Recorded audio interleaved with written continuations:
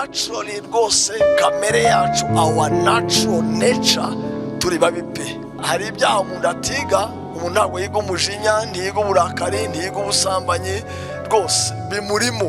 It's our nature.